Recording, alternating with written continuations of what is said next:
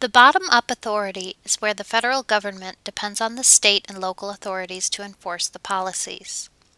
By delegating authority to state and local officials, the federal government often grants great discretionary powers to the local officials. Sometimes these officials are governors or state agencies. Other times these officials are street bureaucrats, the police, social workers, and educators. For example, George W. Bush passed the No Child Left Behind Act, which sought to offer a basic education to all those who are capable of receiving such education. However, except for some bureaucratic requirements, teachers outlining the goals of the class, or even examinations, teachers were left to teach students however they felt fit, as long as the basics are taught. A police officer might ignore someone who is speeding 5 miles over the speed limit. The officer has the discretion to ignore, usually for good reason, the infraction of the law.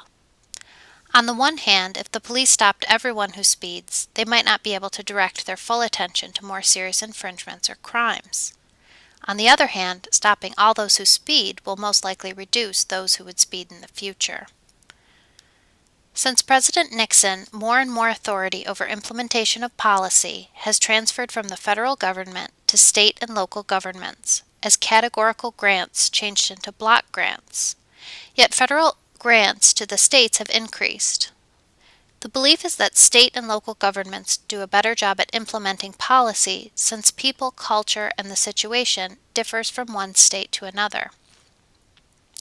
This change is called devolution, and every president since Nixon, except Carter, moved toward devolution.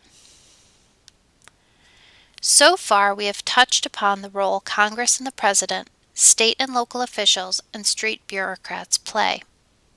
We have not yet discussed the role of federal administrations. A separate discipline has been created to study such institutions, namely the discipline of public administration. Two important concerns include the decision-making process and the policy-making. Let us consider these concerns. An important element of decision-making is hierarchical character of administrations. Unlike democratic processes, administrations are usually hierarchical. One level of bureaucrats making decisions which supersede that of the lower levels. Such an arrangement allows for efficiency. Often democracy and consensus are too messy. Someone who makes all the top decisions while delegating the less important decision-making to subordinates is more efficient, albeit more dangerous, than democracy. Certainly, forces outside and within can challenge this hierarchical structure. For example, officials may defer to the decisions of a lower-level administrator when that administrator is thought to have greater expertise in a particular area than those in the higher levels. A police captain might defer to a street cop who knows the locals.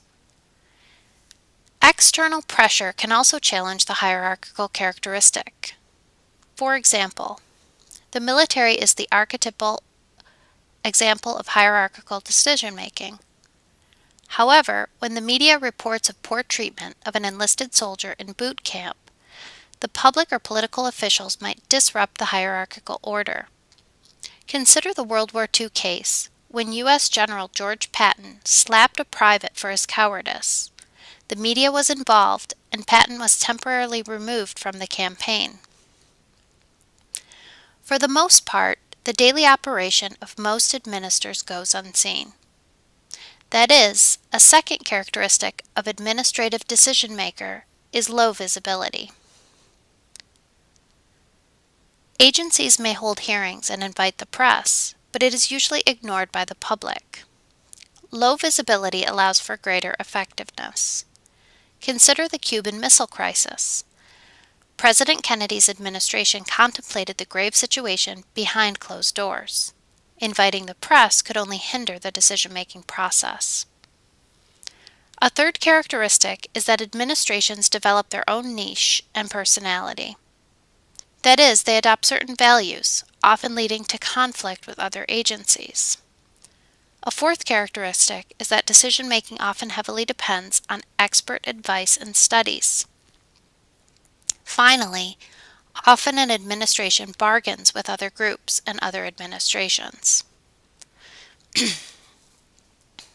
Administrators have several tools at their disposal to implement public policy. First, they have control techniques, which includes economic incentive, tax credits, loans, and subsidies. This technique assumes that people want to maximize their benefit and minimize their cost. If the government wants people to invest in solar energy, you offer them tax breaks.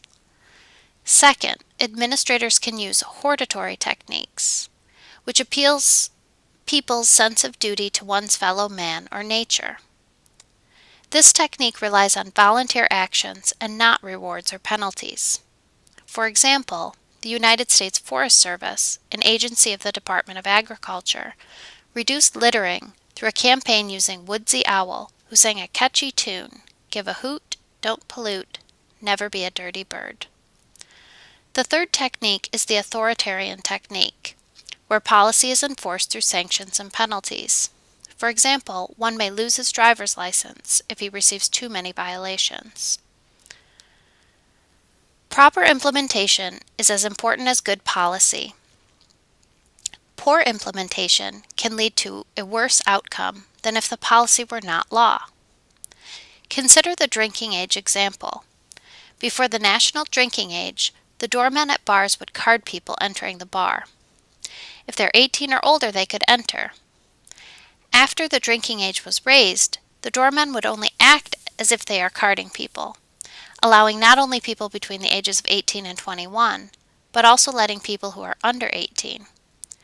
Legislators must always keep in mind how a policy can be properly implemented. Can it be implemented? Will street bureaucrats implement it? What technique can be used to enforce the policy?